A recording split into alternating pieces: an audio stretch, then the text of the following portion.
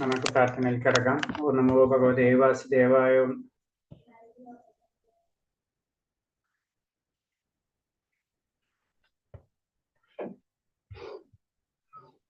നമോ ഭഗവതേ വാസുദേവായ. നമോ ഭഗവതേ വാസുദേവായ. നമോ ഭഗവതേ വാസുദേവായ. നാരായണം നമസ്കൃത്യം നരം ചൈവ നരോത്തമം ദേവീം സരസ്വതീം വ്യാസം തതോ ജയമുദിരേത്. നഷ്ടപ്രായേഷു ഭദ്രേഷു നിത്യം ഭാഗവത സേവയാ ഭാഗവതേയുത്തമ ശ്ലോകേ ഭക്തിർഭവതി നഷ്ടകേ. മൂകം കരോതി വാചാലം പങ്കും ലംഘയതേ ഗിരി. യത്കൃപതമഹം വന്ദേ പരമാനന്ദമാധവം. ശ്രീഗുരുദീനതാരിണം ശ്രീചൈതന്യമീശ്വരം. ജ്ഞാനതിമിരാന്തസ്യ ജ്ഞാനാഞ്ജലശലാകയാ ചക്ഷുർമിലിതം യേന തസ്മൈ ശ്രീഗുരുവേ നമഃ. ശ്രീചൈതന്യം മനോഭീഷ്ടം സ്ഥാപിതം യേന ഭൂതലേ സ്വയം രൂപകഥാമഹ്യം തഥാ ദിശഭാന്തികം. വന്ദേഹം ശ്രീഗുരു ശ്രീയുതപദകമലം ശ്രീഗുരും വൈഷ്ണവാംസ. ശ്രീരൂപം സാഗരജാതം സഹന രഘുനാഥാനിധം തം സജീവം സാദൈവം സാവധൂതം പരിജനസഹിതം കൃഷ്ണചൈതന്യദേവം ശ്രീരാധാകൃഷ്ണപാദാൻ സഹന ലളിതാ ശ്രീവിശാഖാനിം താം സാഹേ കൃഷ്ണാ കരുണാ സിന്ധോ ദീനബന്ധോ ജഗത്പദേ. ഗോപേശ ഗോപിക കാന്ത രാധാ കാന്ത നമസ്തുതേ. തപ്തകാഞ്ചന ഗൗരാംഗീ രാധേ വൃന്ദാവനേശ്വരി. വൃഷഭാനുസുതേ ദേവി പ്രണമാമി ഹരിപ്രിയേ. വാഞ്ചാകൽപതരൂപേച്ഛ കൃപാ സിന്ധിഭ്യേവ ച പതിനാം പാവനേഭ്യോ വൈഷ്ണവേഭ്യോ നമോ നമഃ. നമോ വിഷ്ണുപാദായ കൃഷ്ണപ്രേഷ്ഠായ ഭൂതലേ ശ്രീമതേ ഭക്തിവേദാന്ത സ്വാമിന്നിധി നാമിനേ. നമസ്തേ സാരസ്വതദേവേ ഗൗരവാണി പ്രചാരിണേ നിർവിശേഷശൂന്യവാദി പാശ്ചാത്യദേശധാരിണേ. ജയ ശ്രീകൃഷ്ണ ചൈതന്യ പ്രഭു നിത്യാനന്ദ ശ്രീ അദ്വൈത ഗദാധര ശ്രീവാസാദി ഗൗരഭക്തവൃന്ദ. ഹരേ കൃഷ്ണ കൃഷ്ണ കൃഷ്ണ ഹരേ ഹരേ. ഹരേ രാമ രാമ രാമ ഹരേ ഹരേ. ഹരേ കൃഷ്ണ കൃഷ്ണ കൃഷ്ണ ഹരേ ഹരേ. ഹരേ രാമ രാമ രാമ ഹരേ ഹരേ. ഹരേ കൃഷ്ണ കൃഷ്ണ കൃഷ്ണ ഹരേ ഹരേ. ഹരേ രാമ രാമ രാമ ഹരേ ഹരേ. ഹരേ കൃഷ്ണ പ്രഭാതിക്ക് ജിഗുരുദേവ്ക്ക് ജനനകോടി വൈഷ്ണവ ഭക്തർക്ക് ജയ്. ഹരേ കൃഷ്ണ. അപ്പൊ നമ്മള് 12ാമത്തെ ചാപ്റ്റർ അല്ലേ?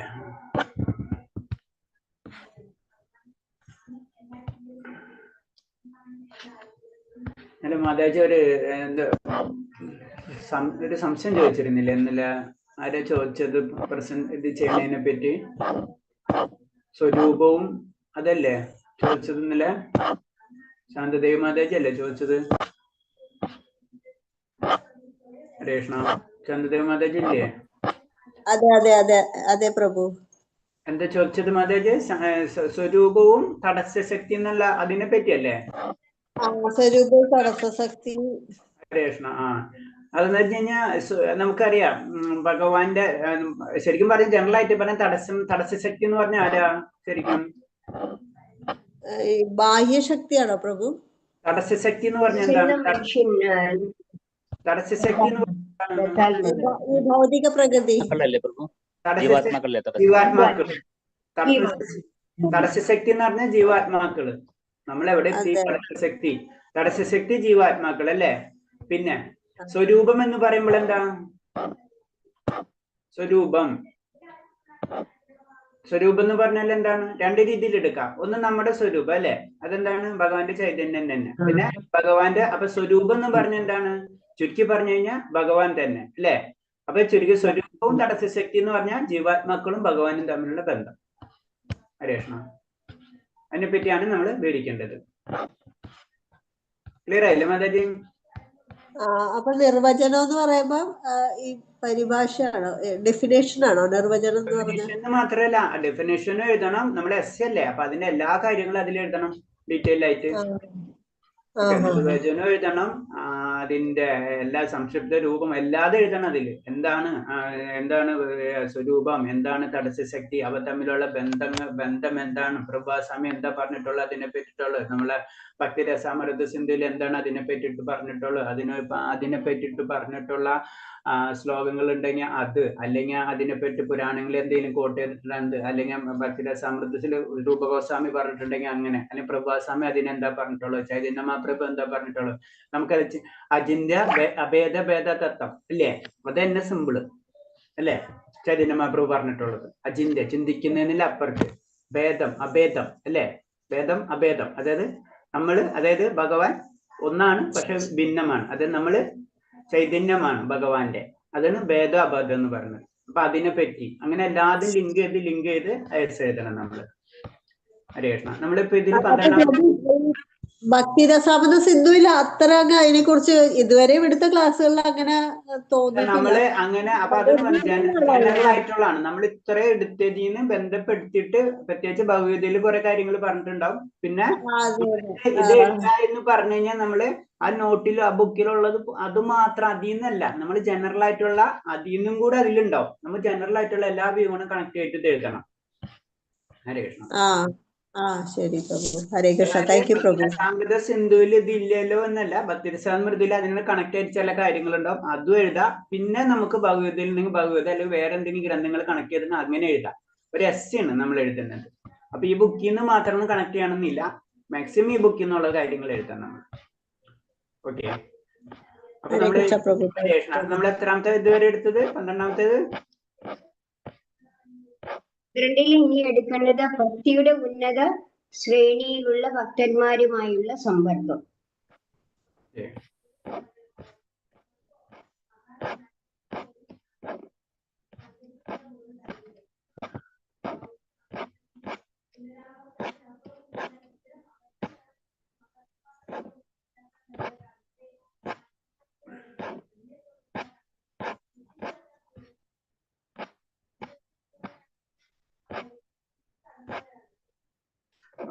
അല്ലേ. ഹരേ കൃഷ്ണ.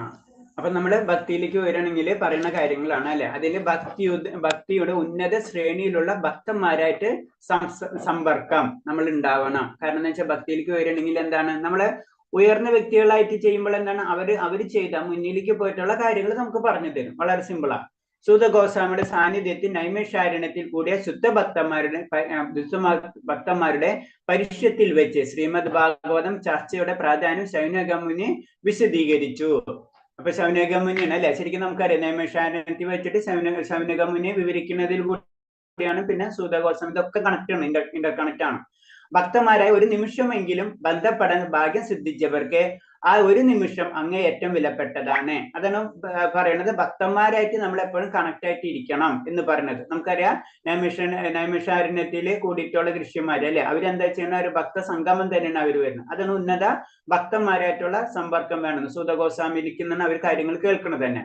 ഒരു നിമിഷം അങ്ങേയറ്റം വിലപ്പെട്ടതാണ്. സ്വർഗലോകങ്ങളിലേക്ക് ഉയർത്തപ്പെടാൻ യോഗ്യമായ മുക്തി തന്നെ ലഭിക്കാൻ പര്യാപ്തമായ ധാർമ്മിക വൃത്തികൾ പോലും ആ നിമിഷത്തിന് സമാനമല്ല. കാരണം എന്താ വെച്ച് കഴിഞ്ഞാൽ ബാക്കി എന്തൊക്കെ നമ്മൾ ചെയ്തിട്ടുണ്ടെങ്കിലും ആത്മീയമായ കാര്യങ്ങളിലേക്ക്, പക്ഷെ അതിനേലും ഇമ്പോർട്ടൻസ് ആണ് എന്താണ്, ഒരു ഉയർന്ന ഭക്തന്മാരിൽ കൂടെയുള്ള സഹവാസം എന്ന് പറയുന്നത്. എന്ന് വെച്ചാൽ ഭാഗവതവുമായി ബന്ധപ്പെടുന്നവർ പിന്നീട് സ്വർഗമോ നിർവിക്തവാദികൾ കാക്ഷിക്കുന്ന മുക്തിയോ ആഗ്രഹിക്കില്ല. കാരണം എന്ന് വെച്ച് കഴിഞ്ഞാൽ ഭാഗവതം എന്ന് പറഞ്ഞാൽ ഭക്തന്മാര് അല്ലെ, ഭക്തന്മാരുമായിട്ട് ബന്ധപ്പെടുമ്പോൾ എന്താണ്, അവരാഗ്രഹം എന്താണ്, ഭഗവാന്റെ ഭക്തിയുത സേവനങ്ങൾ മാത്രമായിരിക്കും അല്ലെ. അപ്പൊ അങ്ങനെ അവരായിട്ട് ബന്ധപ്പെട്ടാൽ പിന്നെ നമുക്ക് ഭൗതികമായിട്ടുള്ള യാതൊരു ആഗ്രഹങ്ങൾ ഉണ്ടാവില്ല. അപ്പൊ അതിന് പറഞ്ഞു ഭൗതികതയിൽ തന്നെ വരുന്നതാണ് മുക്തിയായാലും നിർവിക്തവാദമാണെങ്കിലും അതെന്താണ്, ഒരു തരത്തിൽ ഭൗതികത തന്നെയാണെന്ന് പറഞ്ഞു. അതിലേക്ക് അടക്കം നമുക്ക് അടക്കൂല. അതായത് ഭക്തിയിലെ ഉന്നത തലങ്ങളിൽ നിന്ന് ഉന്നത തലങ്ങളിലേക്ക് അവിടേക്ക് മാത്രം നമ്മൾ ശ്രദ്ധ കേന്ദ്രീകരിക്കും എന്നാ പറയുന്നത്. അപ്പോൾ ശുദ്ധ ഭക്തന്മാരുടെ സമ്പർക്കം സർവ്വതരത്തിലും ഭൗതിക സുഖങ്ങളുടെയും ഉപരിമായ മൂല്യവത്താണ്. അപ്പൊ എന്താണ്, നമ്മള് ശരിക്കും പറഞ്ഞു കഴിഞ്ഞാൽ ഉയർന്ന ലെവലുള്ള ഭക്തന്മാരിലേക്ക് കണക്ട് ആകുമ്പോൾ നമ്മൾ ഭൗതികമായിട്ടുള്ള ബന്ധനം നമുക്ക് മാറിപ്പോകും എന്നാ പറയുന്നത്. ഭഗവാന്റെ തിരുനാമത്തെ പറ്റി പറഞ്ഞാണ്. ഹരേ കൃഷ്ണ മന്ത്രത്തിന്റെ പ്രാധാന്യത്തെ പറ്റി ഭാഗവതത്തിൽ സുഖദേവ ഗോസ്വാമി പരീക്ഷത്തിനോട് ഇങ്ങനെ പറയുന്നു. ഭഗവാന്റെ നാമത്തിനെ പറ്റി ഇവിടെ ഭാഗവതത്തിൽ പറയുന്നതാണ്. രാജൻ പരോക്ഷ കൂടാത്ത ഒരാൾ ഹരേ കൃഷ്ണ മന്ത്രം ജപിക്കുന്നതിന് തൽപ്പനാകുന്നെങ്കിൽ അതിന്റെ അർത്ഥം അയാൾ സമ്പൂർണ്ണ ഘട്ടത്തിന്റെ ഉന്നത ശ്രേണിയിൽ എത്തിയിരിക്കുന്നു എന്നതാണ്.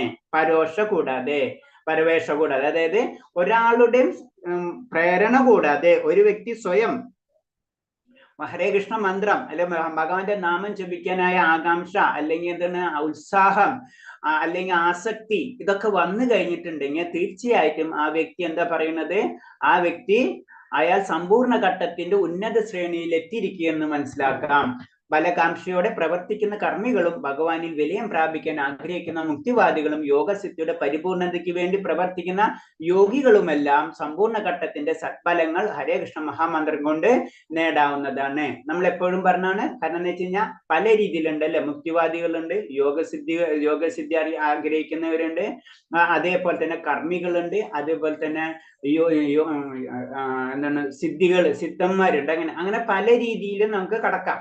അതില് ഏറ്റവും ഇതിനേലൊക്കെ ഉപരിയാണ് എന്താണ് ഭക്തി എന്ന് പറഞ്ഞത്. ഹരേ കൃഷ്ണ മഹാമന്ത്രം കൊണ്ട് നമുക്ക് നേടാവുന്നതാണ്. അപ്പൊ ഈ വഴിയിൽ കൂടെ പോയി നമ്മൾ ലാസ്റ്റ് ഭഗവാനിൽ എത്തുന്നതിനേലും ഹരേ കൃഷ്ണ മന്ത്രം അല്ലെങ്കിൽ ഭഗവാന്റെ നാമത്തിലൂടെ അല്ലെങ്കിൽ ഭക്തിയുത സേവനത്തിലൂടെ നമുക്ക് വളരെ പെട്ടെന്ന് നേടാൻ കഴിയും എന്നാണ്. അതാണ് തിരുനാമ ജപത്തിന്റെ പ്രത്യേകത. നമ്മൾ ഭഗവാന്റെ നാമം ജപിക്കണം എന്ന് പറഞ്ഞതിന്റെ കാരണം അത് മറ്റുള്ളവരിൽ നിന്നൊക്കെ വളരെ ഈസിയാണ്, ചെയ്യാനും ഈസിയാണ്. അതിന് വളരെ ചൈതന്യ മഹാപ്രഭു പറയുന്നുണ്ട്. കാരണം ശരിക്കും നമ്മുടെ വൈദിക നിയമം അനുസരിച്ച് നമ്മൾ എന്താ ചെയ്യേണ്ടതെന്ന് വെച്ച് കഴിഞ്ഞാൽ നമ്മൾ എന്താ വാനപ്രസ്ഥം എടുക്കണം അല്ലെ. വാനപ്രസ്ഥം നമുക്കറിയാം, ആദ്യം ബ്രാഹ്മണ്യം, പിന്നെ ഗൃഹസ്ഥം, പിന്നെ വാനപ്രസ്ഥം, സന്യാസം. അപ്പൊ നമ്മളെ ശാസ്ത്രങ്ങളിൽ കറക്റ്റ് ആയിട്ട് പറഞ്ഞിട്ടുണ്ട് നമ്മൾ എന്താണ് ഒരു സമയം കഴിയുമ്പോൾ, അതായത് ഗൃഹസ്ഥം വിരമിച്ച് വാനപ്രസ്ഥത്തിലേക്ക് കടക്കണം എന്ന് പറയുന്നുണ്ട്. അപ്പൊ സാധാരണ രീതിയിൽ നമ്മൾ എന്താ ചെയ്യേണ്ടതെന്ന് വെച്ചാൽ നമ്മൾ പുരാണങ്ങളിലെങ്കിൽ പുരാണ സമയത്ത് എല്ലാവരും വൃന്ദാവൻ, ഭഗവാന്റെ മധുര ഇങ്ങനത്തെ സ്ഥലങ്ങളിൽ പോയി ജീവിതം അങ്ങനെ തീർക്കും. ജനറൽ ആയിട്ട് ചെയ്യുന്ന കാര്യങ്ങൾ. അപ്പൊ ശരിക്കും ആര് പറയുന്നുണ്ട്, ചൈതന്യമാ പറയുന്നുണ്ട് നമ്മൾ അങ്ങനെ ചെയ്യേണ്ട ആവശ്യമില്ല.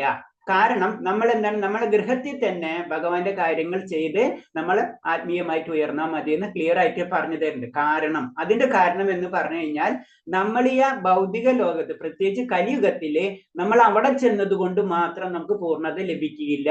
പൂർണ്ണത ലഭിക്കണമെങ്കിൽ നമ്മൾ ആ പരിപൂർണ അവസ്ഥയിലേക്ക് കടക്കണമെങ്കിൽ ഭഗവാന്റെ കാര്യങ്ങൾ ചെയ്യണം. നമ്മൾ അവിടെ ചെന്ന് വൃന്ദാവനത്തിൽ ചെന്നിരുന്നു എന്ന് വിചാരിച്ചിട്ട് കഴിഞ്ഞാൽ നമുക്ക് കിട്ടൂല. അതാണ് അതിന്റെ ഉദ്ദേശം.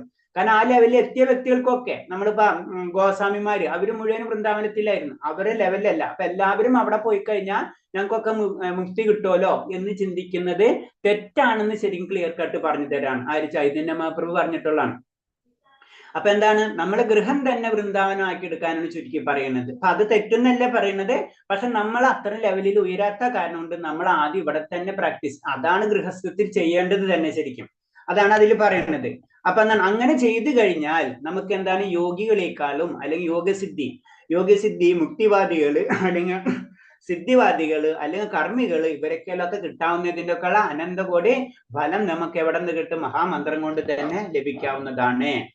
നിർണീതം, അതായത് മുൻകൂട്ടി തീരുമാനിക്കപ്പെട്ടത് എന്ന് സുഖദേവ ഗോസ്വാമി ഉപയോഗിക്കുന്ന പദം. സുഖദേവൻ മുക്താത്മാവാണ്. നിഗമനാത്മങ്ങളെല്ലാം തന്നെ അദ്ദേഹത്തെ അംഗീകരിക്കില്ല. അതുകൊണ്ട് അചഞ്ചലമായ ദൃഢവിരുദ്ധത്തോടെ ഹരേ കൃഷ്ണ മന്ത്രം ജപിക്കുന്ന ഘട്ടത്തിൽ എത്തിയിരിക്കുന്ന ആളെ ഫലകാംക്ഷയോടുള്ള പ്രവർത്തനങ്ങളുടെയും അഭ്യൂഹങ്ങളുടെയും യോഗസിദ്ധികളുടെയും പരീക്ഷണങ്ങളിൽ വിജയം വരിച്ചവനായി കണക്കാക്കണമെന്ന് നിഗമനത്തിൽ സുഖദേവ ഗോസ്വാമി എത്തിച്ചേരുന്നത്. കാരണം സുഖദേവ ഗോസ്വാമി തന്നെ ശരിയാണ്, നമുക്കറിയാം ഒരു മുക്താത്മാക്കളാണ് അല്ലെ. അപ്പൊ മുക്താത്മാവിനും എന്താണ് ലാസ്റ്റ് എവിടേക്ക് വരേണ്ടി വന്നു? ഭക്തിയിലേക്ക് കടക്കേണ്ടി വരുന്നു. ശരിക്കും എന്താണ് വ്യാസദേവൻ ശരിക്കും എന്താണ് സ്വന്തം മകനെ, അതായത് സുഖദേവ ഗോസ്വാമിനെ എന്താ ചെയ്യേണ്ടത്? ശരിക്കും ഭക്തിയിലേക്ക് കൊണ്ടുവരാണ്. ശരിക്കും എന്താണ് നമുക്കറിയാം, കഥ അറിയാം. കാരണം സുഖദേവ ഗോസ്വാമി ഇറങ്ങണില്ല, പിന്നീട് വ്യാസദേവൻ അതൊക്കെ പറഞ്ഞു കൊടുത്ത് ഭക്തിയിലേക്ക് ഇറക്കി കൊണ്ടുവരുന്നു. അതാണ് പറഞ്ഞത് അവിടെ വിജയിച്ചവനെ എന്ന് പറയുന്നത് യോഗ സാധന പരീക്ഷണം വരിച്ചവനായി കണക്കാക്കാമെന്ന്. എല്ലാത്തിലും വിജയിച്ചവൻ, അതാണ് ഭക്തി എന്നാ പറഞ്ഞു വരുന്നത്. അത് സുഖദേവ സ്വാമി പറയാണ്.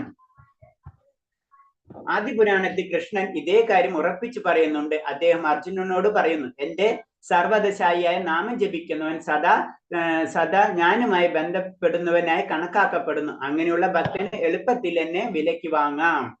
വീണ്ടും പറയാണ് ആദ്യ പുരാണത്തിൽ ഭഗവാൻ പറയാണ്. കാരണം എന്താണ്? എന്റെ നാമം ജപിക്കുന്നവൻ, എനിക്ക് വേണ്ടി പ്രവർത്തിക്കുന്നവൻ, അങ്ങനെയുള്ള ഭക്തനെ എന്നെ വിലക്ക് വാങ്ങിക്കാൻ കഴിയുമെന്ന് പറയുന്നു. അപ്പൊ എന്നെ വിലക്ക് വാങ്ങിക്കാന്ന് പറഞ്ഞു കഴിഞ്ഞാൽ എന്താണ്? പിന്നെ ഭക്തൻ പറയുന്നത് ഭഗവാൻ കേൾക്കും. ആ അവസ്ഥയിലേക്ക് മാറണം. ഭഗവാന്റെ കയ്യിലല്ല പിന്നുള്ള കാര്യങ്ങൾ, ഭക്തന്റെ കയ്യിലായി മാറണം ഭഗവാന്റെ കാര്യങ്ങൾ. അതാണ് അതിന്റെ പ്രത്യേകത. അത്രയും വിലയുണ്ട്. അത്രയും ഈസി ആയിട്ടുള്ള കാര്യമല്ല ഭഗവാനെ കിട്ടാൻ. അതിന് ചൈതന്യ മഹാപ്രഭു, കാരണം ആ കണ്ണീരാണ് നമ്മൾ എന്തിനു കൊടുക്കേണ്ടത്? ആ ഭക്തിക്ക് വേണ്ടി കൊടുക്കേണ്ട വില എന്നാ പറയുന്നത്.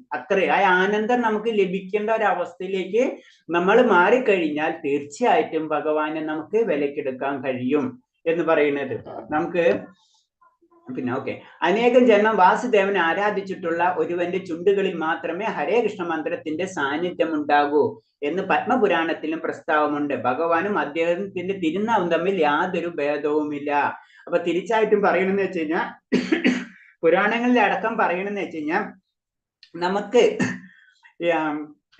ഇങ്ങനത്തെ ഒരു ഭാഗ്യം കിട്ടാ എന്ന് പറയും. ഭഗവാന്റെ നാമം ജപിക്കാനുള്ള ഭാഗ്യം കിട്ടാന്ന് തന്നെ പറഞ്ഞത് വളരെ അപൂർവമാണെന്ന് പറയുന്നത്. അത് എനിക്ക് പറഞ്ഞിട്ടുള്ളത് പത്മപുരാണത്തിൽ ക്ലിയർ ആയിട്ട് അതിനെപ്പറ്റി പറഞ്ഞിട്ടുണ്ടെന്ന് പറയുന്നത്.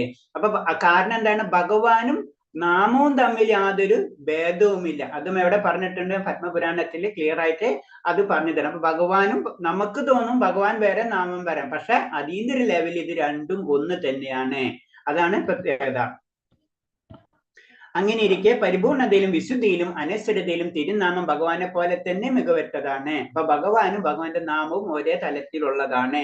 തിരുനാമം കേവലം ഒരു ഭൗതിക കമ്പനമല്ല, അതിനൊരു വിദ്യമായ ഭൗതിക മാലിന്യവും ഇല്ല എന്ന് പത്മപുരം തുടരുന്നു. അപ്പൊ എന്താണ് തിരുനാമം എന്ന് പറഞ്ഞത്? നമ്മൾ സംസാരിക്കുമ്പോൾ നമ്മൾ പല സംസാരത്തെ പോലെ നമ്മൾ സംസാരിക്കുമ്പോൾ, ഇപ്പൊ നമുക്ക് കൃഷ്ണ എന്ന് സംസാരിക്കാം, പിന്നെ രാജാവ് എന്ന് സംസാരിക്കാം, ഏത് വേണമെങ്കിലും സംസാരിക്കാം അല്ലെ? അതേപോലെയല്ല ശരിക്കും എന്താണ് ആ നാമം, ഹരേ കൃഷ്ണ മന്ത്രം എന്ന് പറയുന്നത് നമ്മൾ ഉദ്ദേശിക്കുന്ന ഭൗതിക രീതിയിലുള്ള പ്രകമ്പനമല്ല എന്നാ പറയുന്നത്. അത് രണ്ടും രണ്ടാണ് എന്ന് പത്മപുരാണം പറയുന്നു. ഇന്ദ്രിയ പവിത്രീകരിക്കാതെ ഒരാൾക്കും തെറ്റുകുറ്റം കൂടാതെ തിരുനാമം ജപിക്കാനാവില്ല.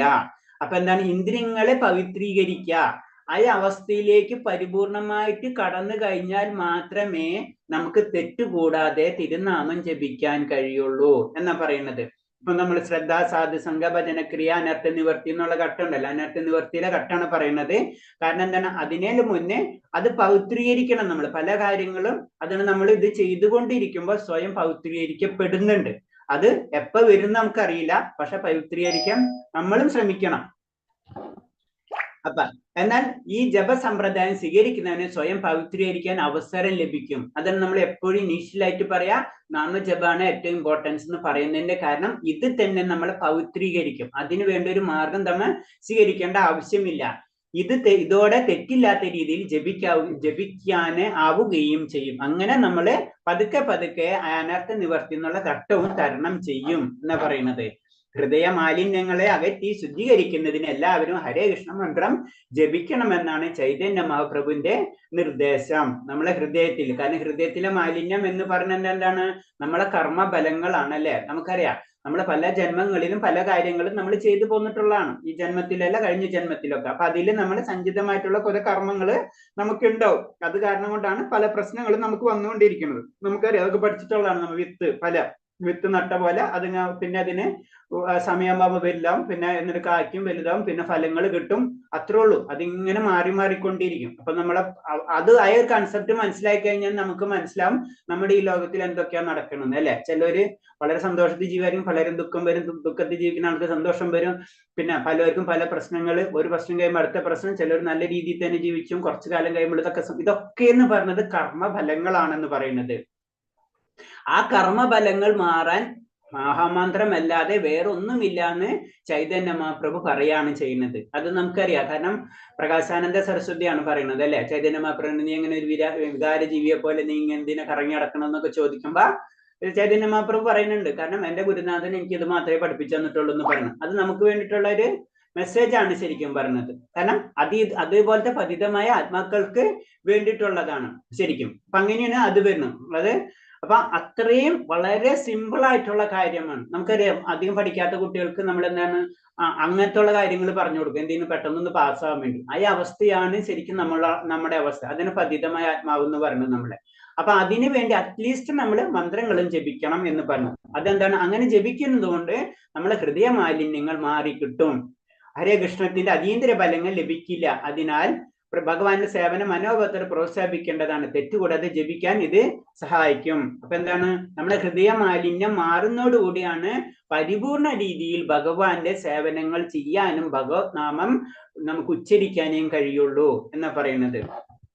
ഇനി മധുരവാസത്തെ പറ്റി പറയാണ്. അപ്പൊ ഇതിനെ മധുരവാസത്തിന്റെ രണ്ട് രീതിയിൽ നമ്മൾ മനസ്സിലാക്കണം. നമ്മൾ ജനറൽ ആയിട്ട് ജീവിക്കും, മധുരവാസം ചെന്നിരുന്നു കഴിഞ്ഞാൽ അല്ലെങ്കിൽ വൃന്ദാവനത്തിൽ ചെന്നിരുന്നു കഴിഞ്ഞാൽ നമ്മളെ പോലെയുള്ളവർക്ക് പെട്ടെന്ന് മുക്തി കിട്ടും എന്നുള്ള ചിന്താഗതിനെ ശരിക്കും ചൈതന്യ മഹാപ്രഭു തെറ്റായിട്ട് പറയുന്നുണ്ട്. നമ്മളിപ്പോ അതിന്റെ അർത്ഥം എന്ന് വെച്ച് കഴിഞ്ഞാൽ ഇപ്പൊ പറഞ്ഞില്ലേ ഗോസ്വാമിമാര്, അവരൊക്കെ അവിടെയാണ്, അവരെ വെച്ചിട്ട് നമ്മള് പറയില്ലേ അത് കമ്പയർ ചെയ്യാൻ പറ്റില്ല.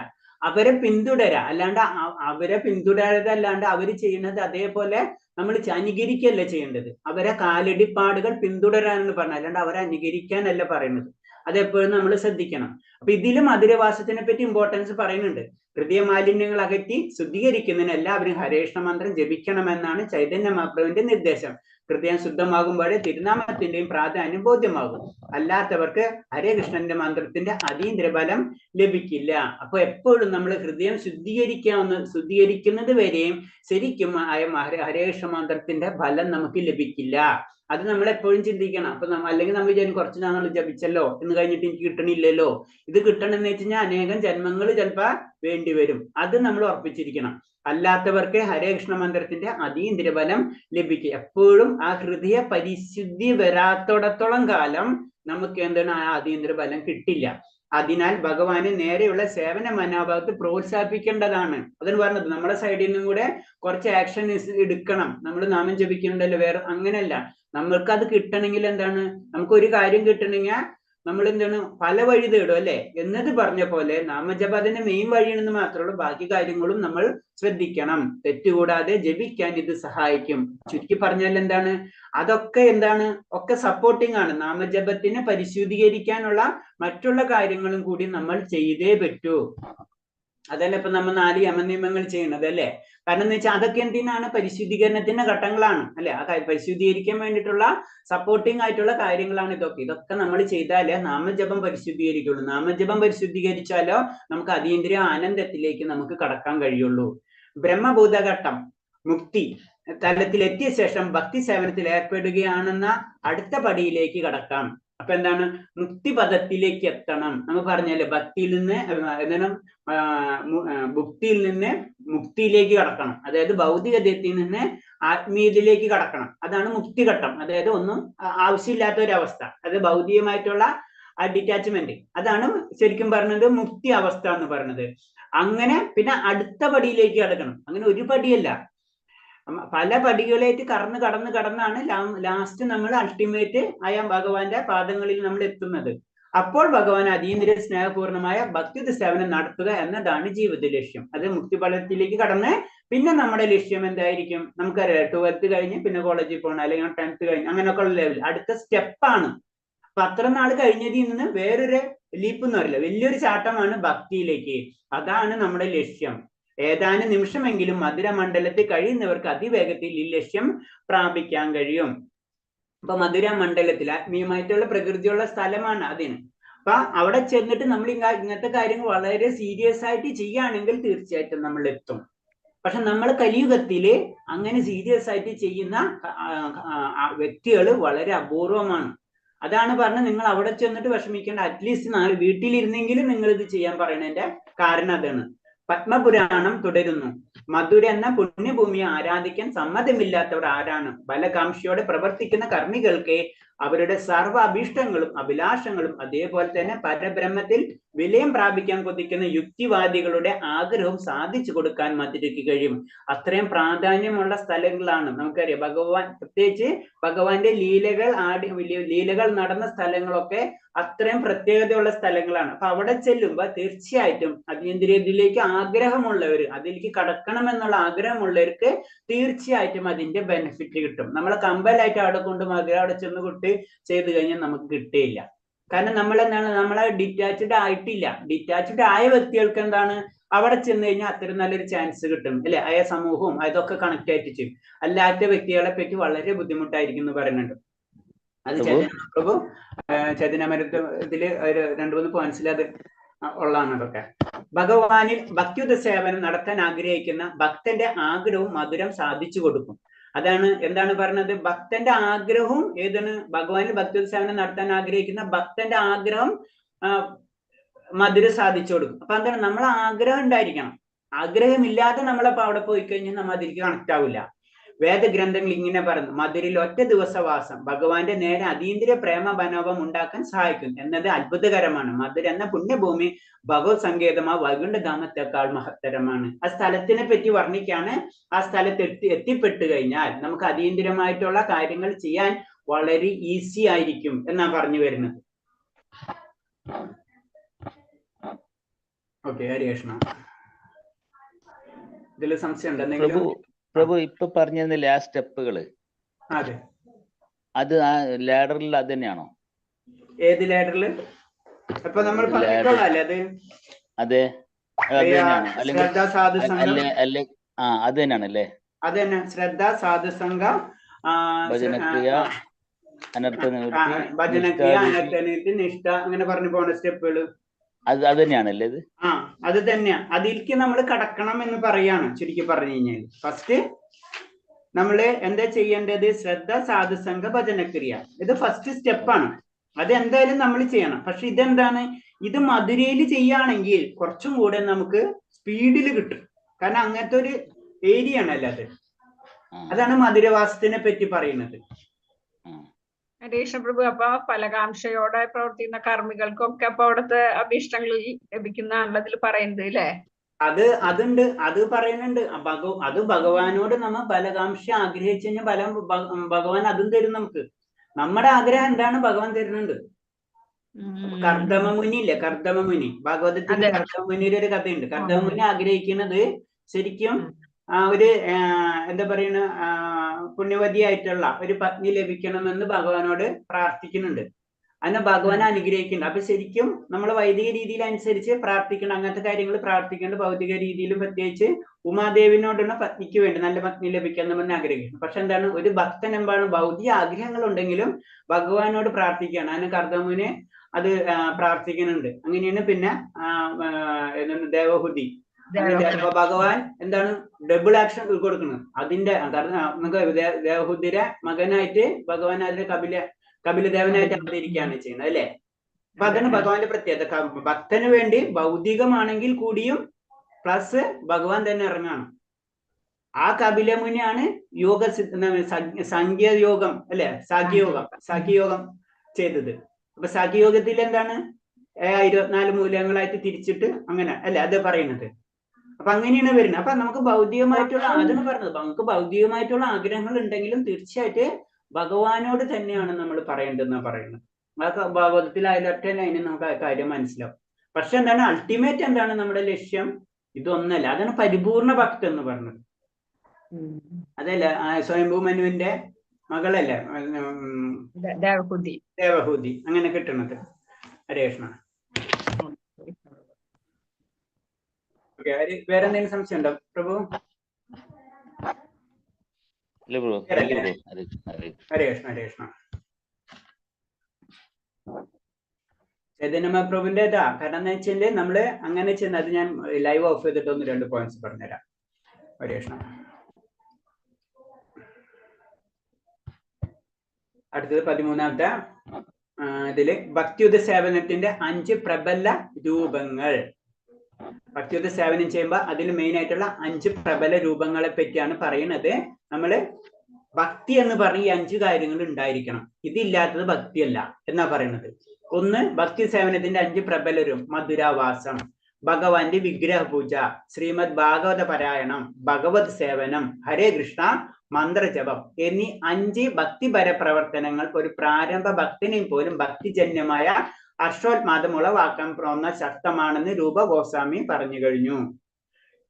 നമ്മള് ഭക്തിയിലേക്ക് ഉയരണമെങ്കിൽ ഏറ്റവും ടോപ്പ് എന്ന് പറയുന്ന കാര്യങ്ങളുണ്ട്. ഈ 5 കാര്യങ്ങൾ നമ്മൾ ചെയ്തിരിക്കണം. മധുരവാസം എന്ന് പറയുമ്പോൾ നമ്മൾ ജനറൽ ആയിട്ട് മധുര എന്ന് നമ്മൾ ഉദ്ദേശിക്കേണ്ട ആത്മീയമായിട്ടുള്ള സ്ഥലങ്ങൾ, ജനറൽ ആയിട്ട് പ്രബലം, അതായത് ഫസ്റ്റ് സ്റ്റെപ്പിൽ നമ്മൾ പറയും ഭക്തന്മാരാവാൻ വേണ്ടി അറ്റ്ലീസ്റ്റ് ക്ഷേത്രങ്ങളിലെങ്കിലും സന്ദർശിപ്പിക്കാൻ പറയും. പല ക്ഷേത്രം, കുറെ ക്ഷേത്രങ്ങളിലെ വലിയ ഭക്തിയിലേക്ക് ആഗ്രഹമില്ലെങ്കിലും കുറെ വിഷ്ണു ക്ഷേത്രങ്ങൾ, വലിയ വലിയ നമുക്കറിയാം വലിയ മഹാക്ഷേത്രങ്ങളൊക്കെ ഉണ്ട് അല്ലെ. അങ്ങനത്തെ ക്ഷേത്രങ്ങളിൽ സന്ദർശിക്കുന്നതോടുകൂടി ഒരു ആത്മീയമായിട്ടുള്ള ചേതന ആ വ്യക്തിയിൽ വളർന്നു വരും. അപ്പൊ അത് തന്നെ പറഞ്ഞു, അത് വേണം. നമ്മൾ ക്ഷേത്രങ്ങൾ സന്ദർശിച്ചിരിക്കണം, ഭഗവാനെ കാണണം, വിഗ്രഹങ്ങളെ കാണണം. അതാണ് പറഞ്ഞത്. അത് ഒരു പാർട്ട് തന്നെ, ഭക്തിയിലെ ഒരു പാർട്ട് തന്നെയാണത്. അതാണ് മധുരവാസം കൊണ്ട് ഉദ്ദേശിക്കുന്നത്. രണ്ടാമത്തെ എന്ന് പറഞ്ഞാൽ ഭഗവാന്റെ വിഗ്രഹത്തെ പൂജിച്ചിരിക്കണം. ഞാൻ നാമം ജപിക്കുന്നുണ്ടല്ലോ, ഞാൻ ഒന്നും ചെയ്യണില്ല എന്ന് അങ്ങനെയല്ല ഉദ്ദേശിക്കുന്നത്. വിഗ്രഹത്തെ ആ പ്രേമബന്ധം നമ്മളിലേക്ക് ആക്കിയെടുക്കാൻ വേണ്ടിയാണ് ആ വിഗ്രഹത്തെ കാണണം, നമ്മൾ പൂജിക്കണം അല്ലെ, ഡെയിലി നമ്മൾ ചെയ്യണം. അപ്പൊ എന്താണ്, ആ വിഗ്രഹത്തിനോട്, ഭഗവാനോടുള്ള ഒരു അറ്റാച്ച്മെന്റ് നമുക്ക് ഫീൽ ചെയ്യാൻ തുടങ്ങും. ശ്രീമദ് ഭാഗവതം പാരായണം നമ്മൾ ചെയ്യണം. അതായത് ആത്മീയ ഗ്രന്ഥങ്ങൾ, അതിൽ ഭാഗവതം ഏറ്റവും ഇമ്പോർട്ടൻസ് ഉണ്ടെങ്കിലും അറ്റ്ലീസ്റ്റ് എന്താണ് ആ ഭഗവാന്റെ ലീലകൾ കേട്ടുകൊണ്ടിരിക്കണം അല്ലെ. നമ്മൾ ശ്രവിക്കുകയാണ്, നമ്മൾ പറയാണ്, സ്മരിക്കുകയാണ്. അതൊക്കെ ഭക്തിയിലേക്ക് ഉയർത്തും.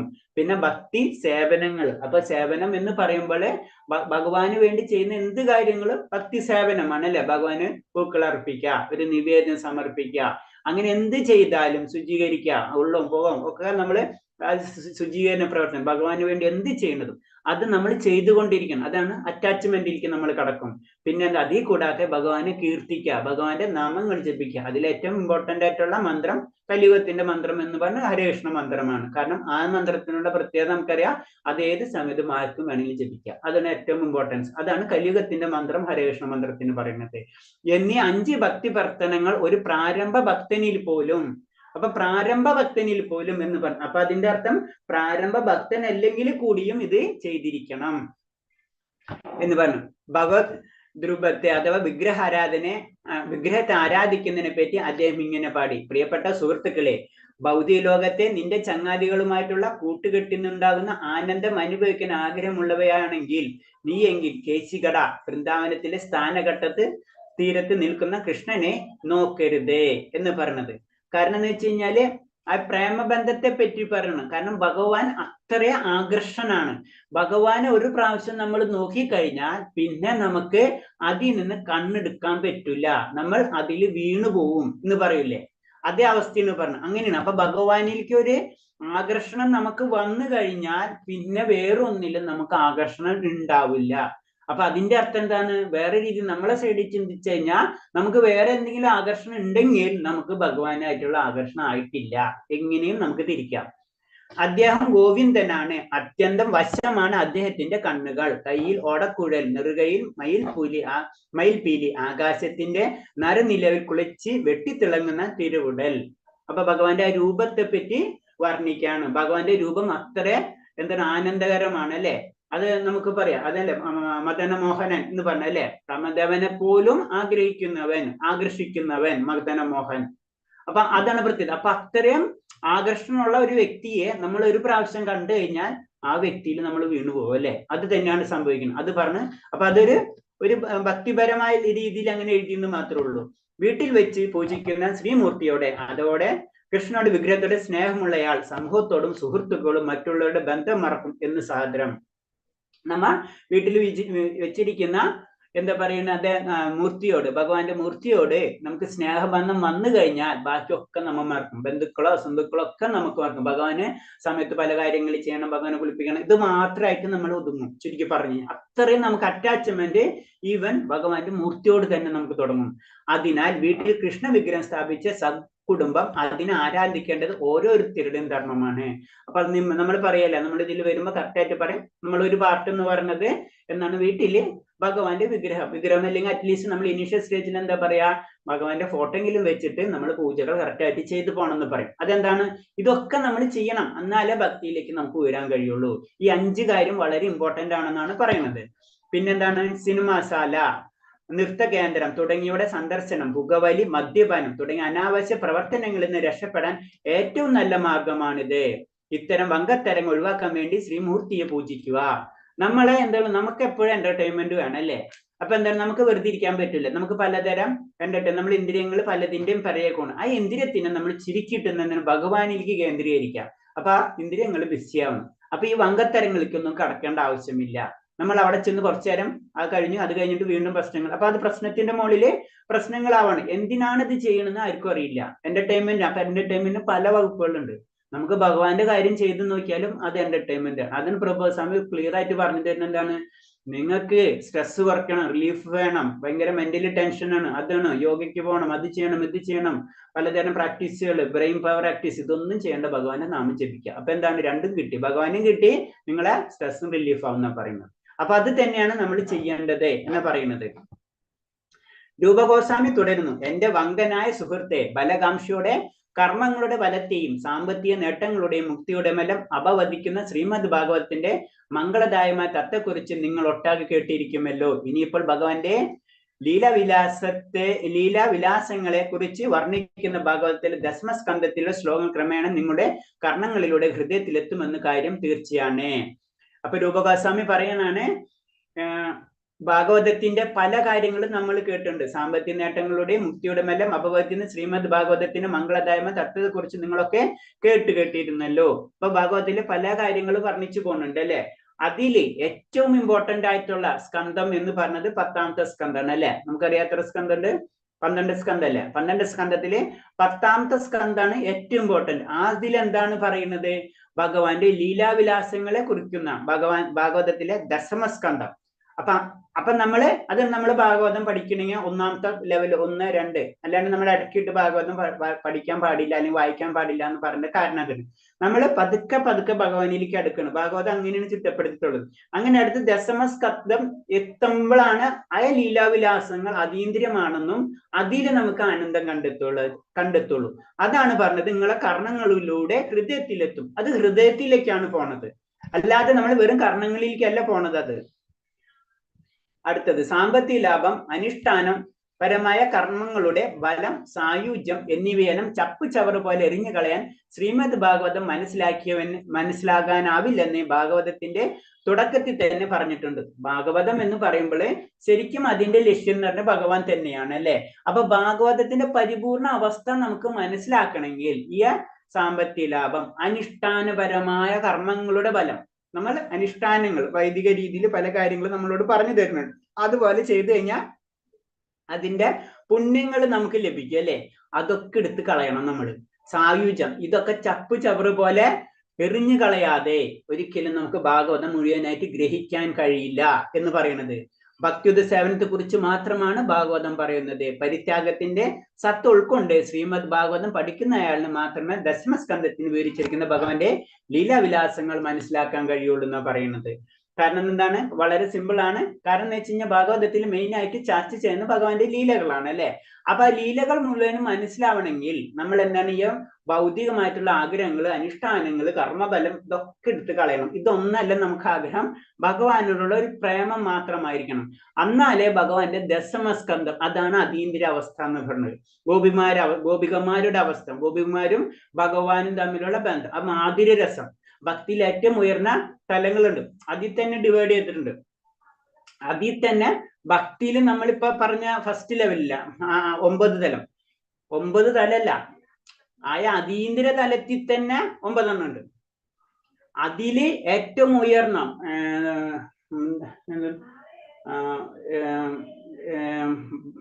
ഭാവത്തിൽ തന്നെ ഉയർന്ന ഭാവം, അതാണ് പ്രേമം. അതിലേക്കാണ് കിടക്കേണ്ടത്. അങ്ങനെ അതിൽ തന്നെ പറയുന്നുണ്ട്. ശരിക്കും പറഞ്ഞാൽ 81 ഡിവൈഡേഷൻ ഉണ്ട്, 81 എണ്ണം ഉണ്ട്. അപ്പൊ അത്രയും അത് സെക്ഷൻസ് ഉയർന്ന ഏറ്റവും കാര്യമാണ് നമ്മൾ പറയുന്നത്. പക്ഷെ ആ ഏറ്റവും ഉയർന്ന പദവിയിലെത്താൻ പല സ്റ്റെപ്പുകൾ നമുക്ക് കയറേണ്ടതുണ്ട്. പൊതുവെ ആളുകൾ സമൂഹം, സൗഹൃദം, പ്രേമം എന്നിവയുടെ ആകർഷിക്കപ്പെടുന്നു. ഭൗതിക മാലിന്യങ്ങൾ വളർത്താൻ വിശുദ്ധമായ ക്രമീകരണം, ഊർജ്ജസ്വലമായ പ്രയത്നങ്ങളും അവർ ചെയ്യാറുണ്ട്.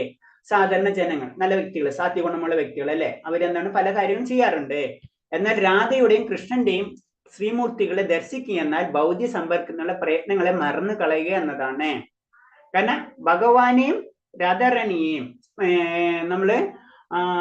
രാധാറാണിയെയും ദർശിക്കുക എന്ന് പറഞ്ഞാൽ തന്നെ ബാക്കിയൊക്കെ മറന്നു പോണ അവസ്ഥയാണ്. അതാണ് പറഞ്ഞത്, സൗഹൃദം, സ്നേഹം എന്നിങ്ങനെയുള്ള ഭൗതിക ബന്ധനത്തെ പുകഴ്ത്തുകയും ശ്രീമൂർത്തിയുടെ അതായത് ഗോവിന്ദന്റെ സാന്നിധ്യം ഇകഴ്ത്തുകയും ചെയ്യുന്നതായി തോന്നുന്ന മട്ടിലാണ് രൂപഗോസ്വാമിയുടെ രചന.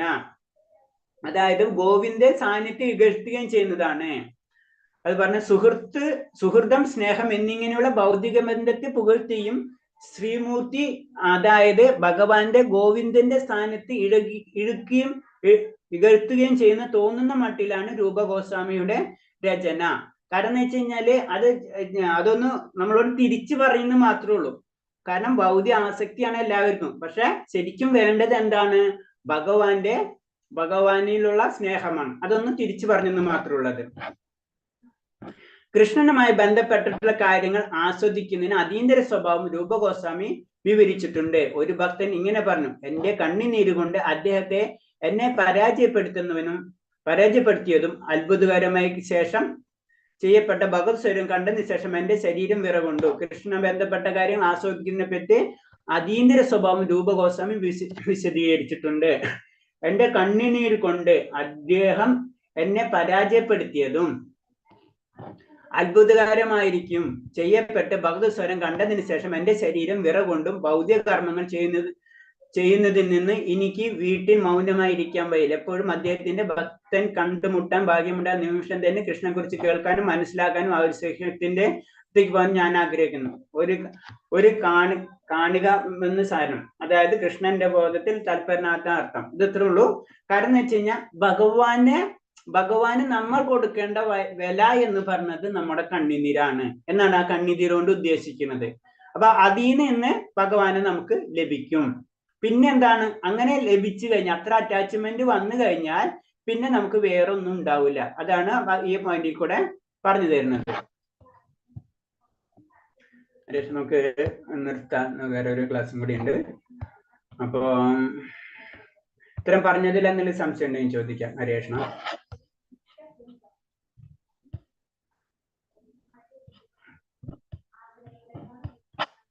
ഹരേഷ്ണ.